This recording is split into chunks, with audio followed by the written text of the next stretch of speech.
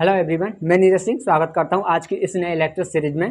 Friends, आज की class में हम जो बातें करने वाले हैं, आज हम पढ़ेंगे, ये हेडिंग लगा लीजिए, धातुओं एवं अधातुओं की अपक्रिया। इससे पहले आपके लिए मैं कई सारे टॉपिक करा चुका हूं। आप मेरी प्लेलिस्ट में जाकर के उन टॉपिकों को आप वॉच कर सकते हैं। ठीक है, आज हम जो पढ़ेंगे, आज इसी पर हम चर्चा करने वाले हैं। धातुओं एवं अधातुओं की जो अपक्रिया होती है, क्या क्या इनकी अपक्रिया हैं, उनको अच्छी तरीके से विस्तार से हम इनको देखेंगे।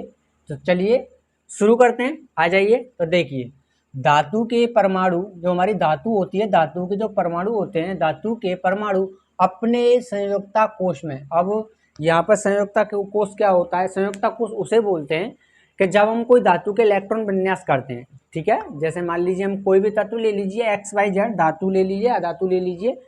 जब हम उनके इलेक्ट्रॉन विन्यास करते हैं, उसके भारी, मतलब ये भारी कक्षक में, भार वाली कक्षक के अंदर जो इलेक्ट्रॉनों का आदान प्रदान होता है, जो इलेक्ट्रॉनों का आदान प्रदान होता है, उन्हीं को हम क्या बोलते हैं? संयोजकता बोलते हैं। संयोजकता कोश से इलेक्ट्रॉन त्याग करते हैं और धनायन बनाते हैं। अब वो किस प्रकार से बनाते हैं, वो हम एक एग्जाम्पल के जरिए समझेंगे।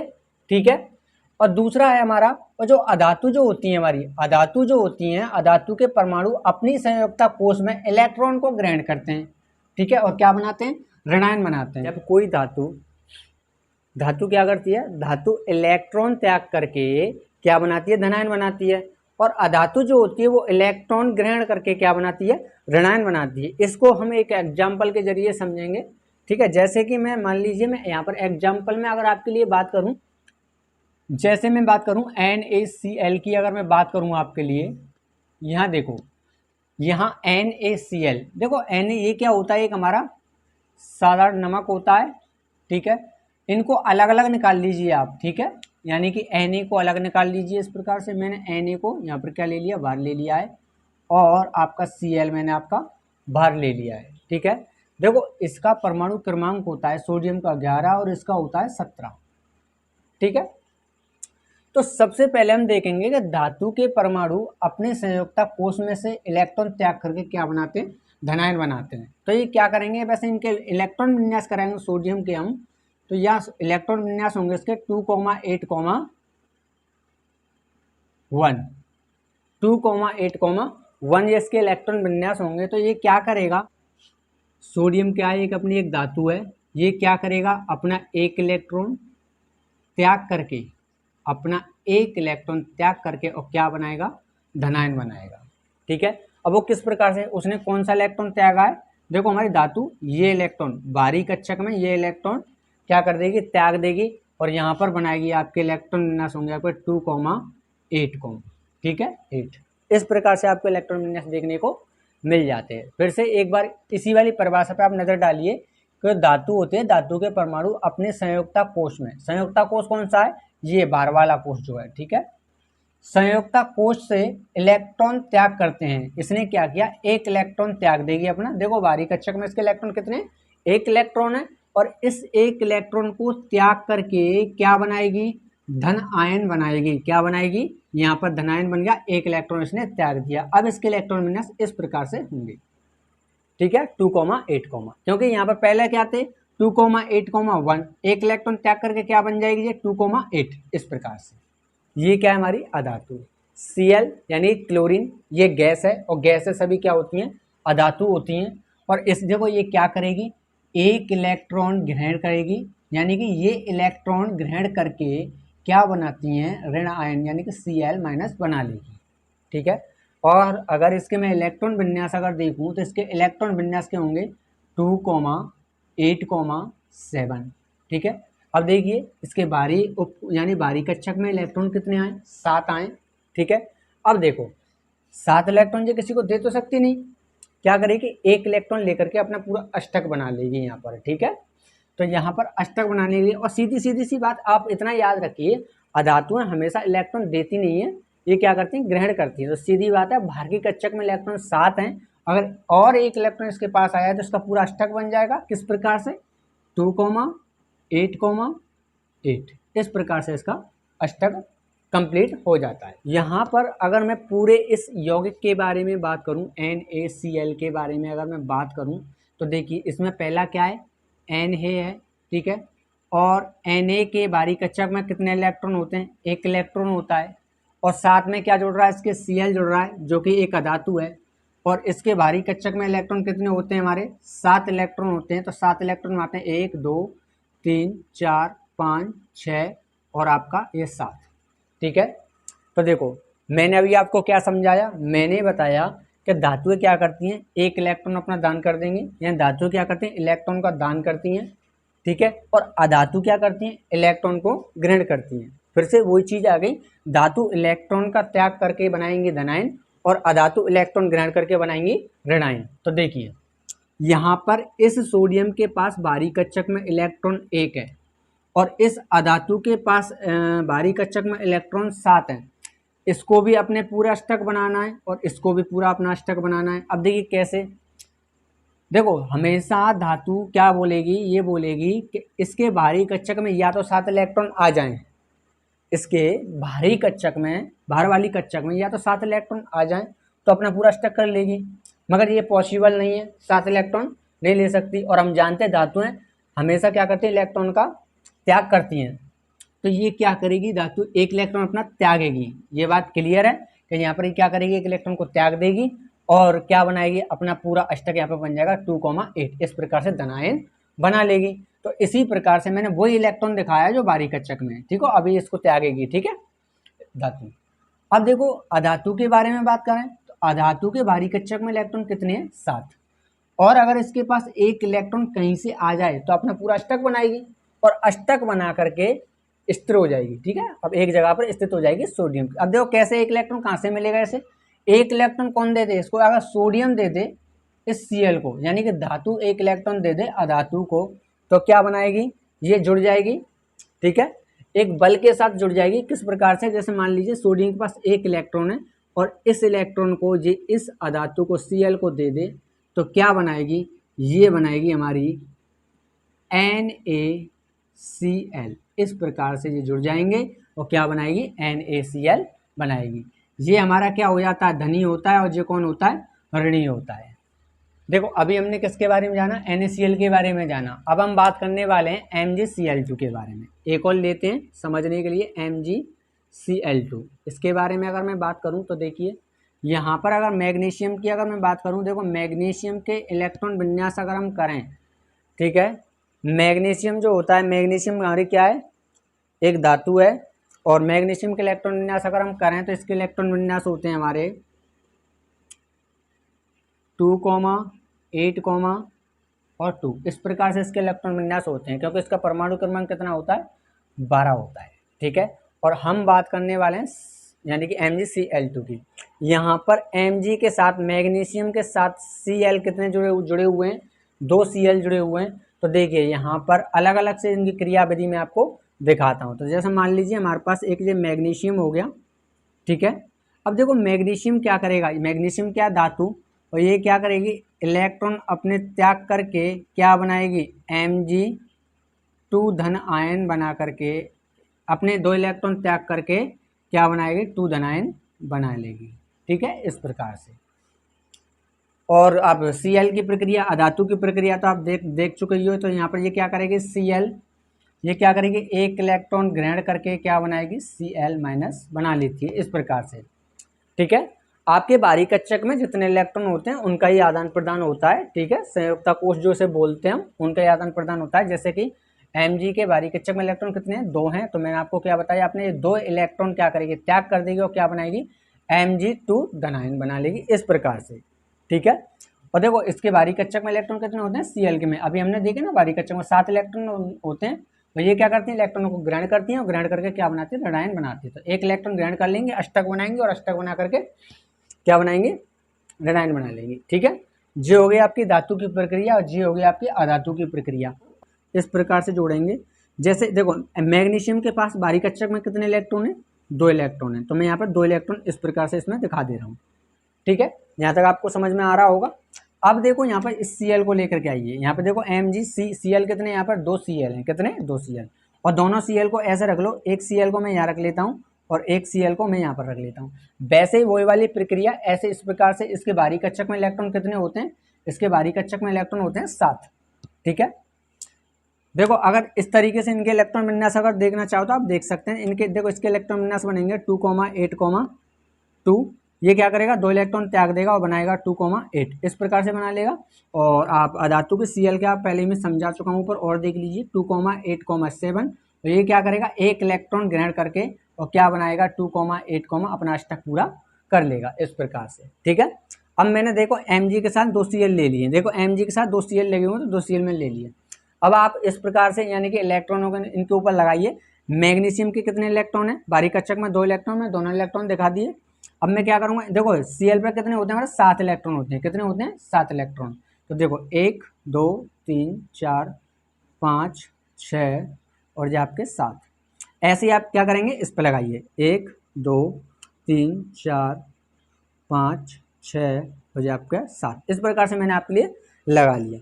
तो देखो यहाँ पर क्या होगा, धातु क्या करेगी, अपने 2 इलेक्ट्रॉन त्याग देगी। ठीक है, और यहाँ पर कौन है, 2 Cl है, और एक Cl कितना इलेक्ट्रॉन ग्रहण करेगा, 1 इलेक्ट्रॉन ग्रहण करेगा। और मैग्नीशियम कितने इलेक्ट्रॉन मतलब त्यागेगा, 2 इलेक्ट्रॉन त्यागेगा। उन दोनों इलेक्ट्रॉन में तो 1 इलेक्ट्रॉन को तो ये वाला Cl लेगा, यहाँ आ जाएगा, बन गया अष्टक इसका पूरा। ठीक है, ये अपनी जगह पर स्थिर हो गया, और एक बचा इलेक्ट्रॉन यहाँ पर आएगा।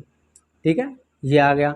अब देखो दोनों Cl के पास अपने खुद के एक एक इलेक्ट्रॉन यानी कि आ गए। अब कह सकते हैं दोनों अधातुओं ने एक एक अपने इलेक्ट्रॉन ग्रहण कर लिए और अपनी जगह पर बिल्कुल स्थिर हो जाएंगे, किसके साथ, Mg के साथ, मैग्नीशियम के साथ। और ये बनाएंगे इस प्रकार से, क्या बनाएंगे, ये बनाएंगे आपका MgCl2।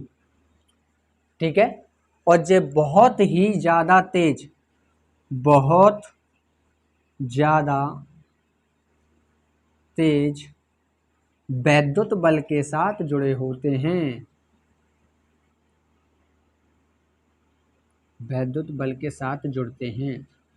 इनके बीच में जो बल लग रहा होगा ना वो बहुत ज़्यादा मजबूत होगा। ठीक है, बहुत ज़्यादा आकर्षण होता है इनके बीच में, बहुत ज़्यादा मतलब बल के साथ ये चिपके हुए होते हैं इस प्रकार से। तो यहाँ तक आपको अच्छी तरीके से क्लियर हो गया होगा, अच्छी तरीके से समझ में आ गया होगा। फिर से एक बार रिवाइज करते हैं इसका। तो देखिए यहाँ पर अगर मैं बात करूँ, सबसे पहले धातु अधातुओं की अभिक्रिया में समझने के लिए यहाँ पर आपकी परिभाषा में बोला गया कि धातु के परमाणु अपने संयुक्ता कोश से क्या करेंगे, अपने कोश से इलेक्ट्रॉन का त्याग करेंगे। और आपको क्लियरली आपको इतनी याद रखना है कि जो धातु होती हैं वो क्या करती हैं, इलेक्ट्रॉन का हमेशा त्याग करती हैं। ठीक है, और क्या बनाती हैं, धनायन बनाती हैं, इलेक्ट्रॉन त्याग देंगे और धनायन बना लेंगे। ठीक है, और अधातु की प्रक्रिया क्या है, अधातु की प्रक्रिया बिल्कुल उसके अपोजिट होती है। ठीक है, अधातु क्या करेंगे, इलेक्ट्रॉन को ग्रहण करती हैं, इलेक्ट्रॉन को ग्रहण करके और क्या बनाती हैं, ऋणायन बनाती हैं। मैंने एग्जाम्पल के थ्रू आपको समझा दिया है। ये आपके वही एग्जाम्पल लिए हैं जो आपकी एनसीईआरटी की बुक, हाई स्कूल की जो बुक दे रखी है उसी के अंदर ये सारे एग्जाम्पल आपको देखने को मिल जाएंगे फिर से। ठीक है, और देखो यहाँ पर क्या मैंने क्या किया, देखो यहाँ पर NaCl की सबसे पहले मैंने यौगिक ले लिया NaCl, इसमें एक तो आ रहा है Na, एक आ रहा है Cl। Na मैंने यहाँ लिया है, Cl मैंने यहाँ लिया है। ठीक है, तो देखो Na क्या है, हमारी सोडियम क्या है, धातु होती है। ये क्या करेगी, एक इलेक्ट्रॉन त्याग करके, देखो इसके बाहरी कक्षक में एक इलेक्ट्रॉन आ रहा है तो अपने एक इलेक्ट्रॉन त्यागेगी और एक इलेक्ट्रॉन त्याग करके क्या बनाएगी, धनायन बना लेगी। ठीक है, इलेक्ट्रॉन विन्यास के हिसाब से देखेंगे तो इस वाले इलेक्ट्रॉन को त्याग करके तो क्या बनाएगी 2,8, इस प्रकार से आपका बचेगा वो, यहाँ पर इसकी कक्षा पूरी मिल जाएंगे देखने को। ठीक है, अधातु में क्या होता है, अधातु क्या करती है, एक अधातु क्या करेगी, एक इलेक्ट्रॉन को अपने ग्रहण करेगी, ग्रहण करके क्या बनाएगी Cl माइनस बना लेगी, ऋणायन बना लेगी। ठीक है, इसके इलेक्ट्रॉन विन्यास पहले कैसे 2,8,7। अब एक इलेक्ट्रॉन इसको लिए ग्रहण कर लेगी और ग्रहण करके क्या बनाएगी, पूरा अष्टक बना लेगी 2,8,8, इस प्रकार से। ठीक है, और इसको देखो ऐसे समझें, ऐसे अगर समझें तो देखो यहाँ पे क्या है, Na के पास कितने इलेक्ट्रॉन, 1। ठीक है, Cl के पास कितने इलेक्ट्रॉन, 7।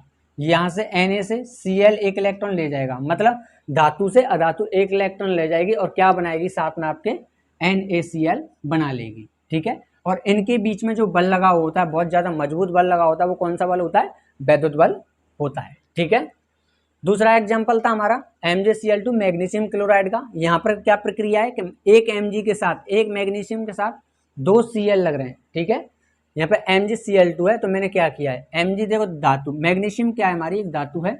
ठीक है, और इसके इलेक्ट्रॉन विन्यास देखें 2,8,2, इस प्रकार से बाहरी कक्षक में मैग्नीशियम के कितने इलेक्ट्रॉन आते हैं, 2 इलेक्ट्रॉन आते हैं। तो देखो ये क्या करेगा, यहाँ पे मैंने धातु ले ली और धातु हमेशा क्या करेंगे, एक अपने दो इलेक्ट्रॉन बारीक कक्षक वाले इलेक्ट्रॉन, यानी कितने इलेक्ट्रॉन है, दो इलेक्ट्रॉन है, दोनों इलेक्ट्रॉन को त्याग करके क्या बनाएगी आपका Mg2 धन आयन बना लेगी। ठीक है, देखो पहली कंडीशन में इलेक्ट्रॉन मास 2,8,2, ठीक है, 2,8,2 इस प्रकार से है, और दूसरी कंडीशन में दो इलेक्ट्रॉन त्याग दे तो क्या हो जाएगा आपका 2,8 इस प्रकार से।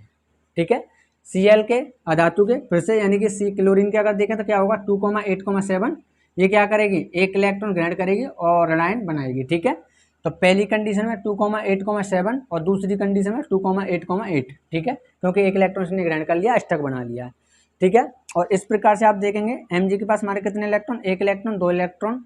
ठीक है, इस Cl के पास 7 इलेक्ट्रॉन, इस Cl के पास 7 इलेक्ट्रॉन, एक इलेक्ट्रॉन यहाँ से ये Cl लेगा, एक इलेक्ट्रॉन ये Cl लेगा, अपने अपने पूरे अष्टक करके नहीं, इस Mg के साथ एक वैद्युत बल के साथ, एक मजबूत बल के साथ जुड़ करके शांति तरीके से आप स्थिर तरीके से आपके बैठ जाते हैं। ठीक है, बढ़िया तरीके से स्थिर तरीके से आपके बैठ जाते हैं, और उन दोनों के बीच में क्या बल लगता है, कौन सा बल लगता है, हमारा वैद्युत बल लगता है। ठीक है, ये वैद्युत बल के साथ बहुत ही मजबूती से जुड़े होते हैं। ठीक है, देखो नेक्स्ट पॉइंट है हमारा, नेक्स्ट पॉइंट की अगर हम बात करें तो अब हम बात करेंगे आयनिक यौगिक की। ठीक है, और आयनिक यौगिक क्या होते हैं, ऐसे यौगिक जिनके अंदर आयन देखने को मिल जाए। जैसे कि हमने भी बात करी ना, धातु के अंदर धातु हमेशा कैसे होते हैं, धनायन होते हैं, अधातु कैसे होते हैं, ऋणायन होते हैं। अधातु कैसे होते हैं, ऋणायन होते हैं। तो देखते हैं, जैसे मैंने यहाँ पर एक एग्जाम्पल के तौर पर मैंने अभी पहले आपके लिए समझाया, NaCl के बारे में समझाया, MgCl2 के बारे में समझाया, इस प्रकार से मैग्नीशियम क्लोराइड और यानी कि सोडियम क्लोराइड दोनों के बारे में समझाया। ठीक है, वही ये क्या हमारे सभी आयनिक यौगिक हैं। अब देखो यहाँ पर आयनिक यौगिक, इसकी परिभाषा को अगर देखें तो देखो विपरीत आवेशित आयन, यानी कि विपरीत आवेशित आयन प्लस माइनस, ठीक है, एक दूसरे को आकर्षित करते हैं।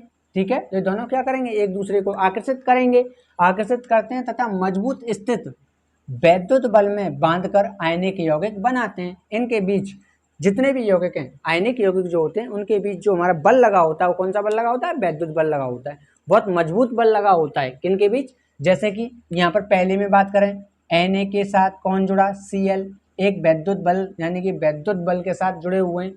Mg के साथ 2 Cl, ठीक है, अब इसके भी साथ क्या, दोनों किससे जुड़े हुए हैं, मजबूत बल से, किससे, मजबूत बल के साथ जुड़े हुए हैं दोनों, और उनके बीच में कौन सा बल है, हमारा वैद्युत बल।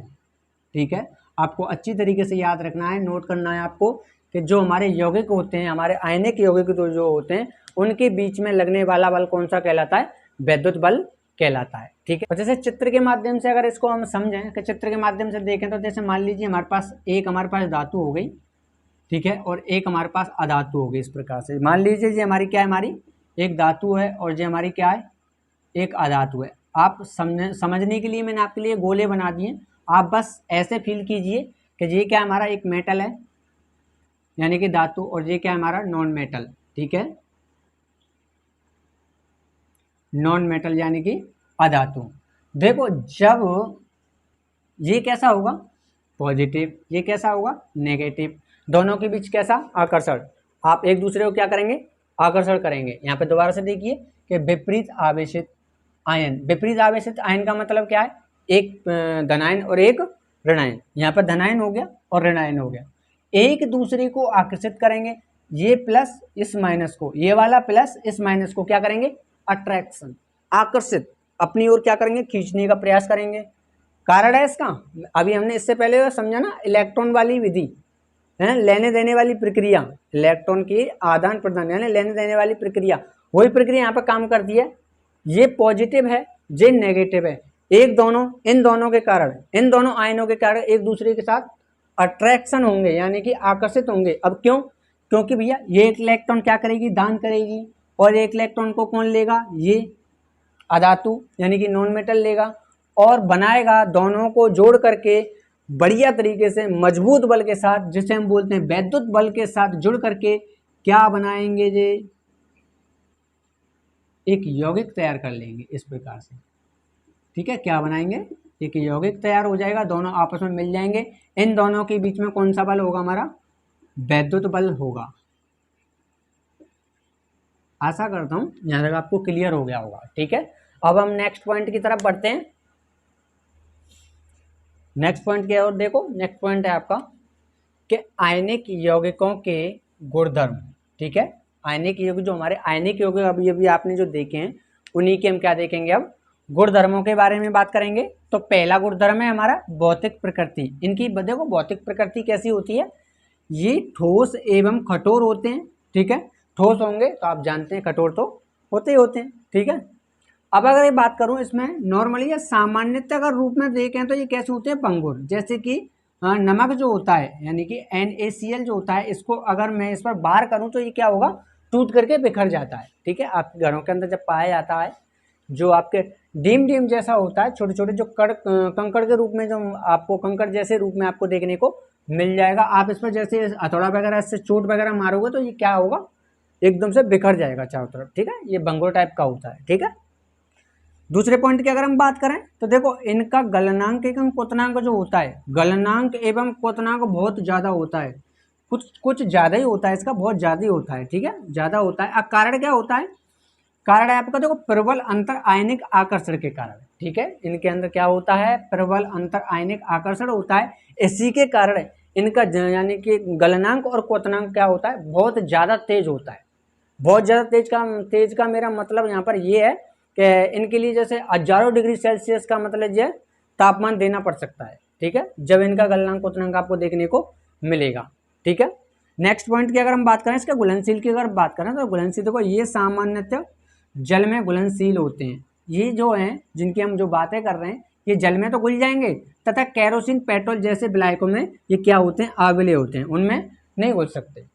ठीक है, आपको आया ना समझ में, यहाँ पर ये सामान्य जल के अंदर तो घुल जाएंगे, और जैसे केरोसिन लिक्विड है ना, केरोसिन हो गया, पेट्रोल हो गया, है ना, इन चीज़ों के अंदर ये चीज़ें यानी कि नहीं घुल सकती, यानी कैसे अविलेय हैं ये इसमें। ठीक है, अगला पॉइंट है आपकी विद्युत चालकता की अगर हम बात करें तो देखिए गलित अवस्था होनी चाहिए। अगर विद्युत का चालन अगर आपको करना है तो इनमें क्या होनी चाहिए, गलित अवस्था होनी चाहिए। गलित यानी गलित अवस्था में पाया जाना चाहिए।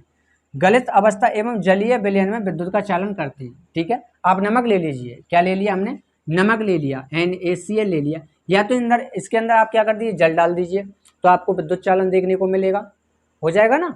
ठीक है, या फिर एक काम कीजिए, इसी नमक को आप इतना ताप दीजिए, इतना ज़्यादा ताप दीजिए, वो क्या हो जाए, गर्म होकर के किसी लिक्विड फॉर्म में आ जाए, गलित अवस्था में आ जाए, तो इसमें क्या होगा, करंट प्रवाहित हो जाएगा। देखो होता क्या है इसके अंदर कि जो हमारा NaCl होता है, देखो NaCl, जैसे कि NaCl की अगर हम बात करें यहाँ पर, देखो अगर इसको जल के अंदर घोलता हूँ तो देखो आपको जल के अंदर घोल करके क्या बना देगा, आपको Na+Cl-, यही मतलब ये धारा प्रवाहित करने के लिए काफ़ी है। ठीक है, कौन, प्लस और माइनस। ठीक है, या फिर मैं एक काम करूं, जो हमारा NaCl है इसको क्या करूं, बहुत ज़्यादा यानी कि ताप दे दूं, इतना ज़्यादा ताप दे दूं कि ये किस में आ जाए, गलित अवस्था में आ जाए, गलित अवस्था। और गलित अवस्था में जब आएगा तो आपको क्या मिलेगा, वहाँ पर भी आपको Na+ और Cl- आपको देखने को मिल जाएंगे। मतलब दोनों कंडीशन में आपको कैसे बनाना है, Cl- में आपको देखने को मिलेगा, तभी इसमें विद्युत का चालन हम कर सकते हैं।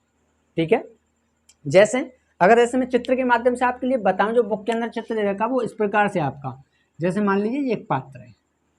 ठीक है, इस पात्र के अंदर आप दो कंडीशन है हमारे पास, दोनों कंडीशन से आप कोई प्रकार की चीज़, जैसे मान लीजिए इसमें इलेक्ट्रोड लगे हुए हैं, इस प्रकार से 2 इलेक्ट्रोड लगा दिए, और यहाँ पर मैंने एक बैटरी के साथ इनको जोड़ दिया, देखो ये प्लस हो गया, ये माइनस हो गया। अगर देखो NaCl अगर इसके अंदर मैंने डाल दिया, अगर देखो आप जल डालते हैं, अगर आप जल डालते हैं तो सीधी बात है, जल के साथ मिल करके ये क्या देंगे, बहुत सारे प्लस देंगे, जगह जगह पर बहुत सारे आपको क्या देंगे, माइनस भी देंगे, प्लस माइनस आपको देखने को यहाँ पे बहुत सारे मिल जाते हैं। ठीक है, और जब एस कंडीशन में यानी कि जल के साथ जब Na+ यानी कि प्लस माइनस जब देखने को मिलेंगे तो सीधी सी बात है, विद्युत का चालन होगा ही होगा। ठीक है, तो यहाँ पर देखो किस प्रकार से विद्युत का चालन होगा, यहाँ से ऐसे करके धारा चलती है, ऐसे करके जाएगी, ऐसे करके ऐसे, तो प्लस से माइनस की तरफ चलती है ना धारा, ऐसे करके जाएगी, ऐसे चलती जाएगी। जब यहाँ पर इसका आएगी ना ये धारा इस प्रकार से, जब यानी कि विद्युत यहाँ तक आ जाएगी, तो यहाँ से यहाँ तक इसको वापस जाने के लिए किसकी आवश्यकता पड़ेगी, ये प्लस माइनस की, ये प्लस माइनस होंगे तभी यहाँ से फ्लो कर पाएगी आगे। ठीक है, यहाँ से ऐसे गई और ऐसे दोबारा से यहाँ से क्या कंडीशन बनेगी, यहाँ से इसको इस यहाँ तक पहुँचने के लिए, यहाँ तक पहुँचने के लिए इसे क्या करना होगा, प्लस माइनस का सहारा लेना होता है, जब जाके ये विद्युत दोबारा से वही प्रक्रिया दोहराती है।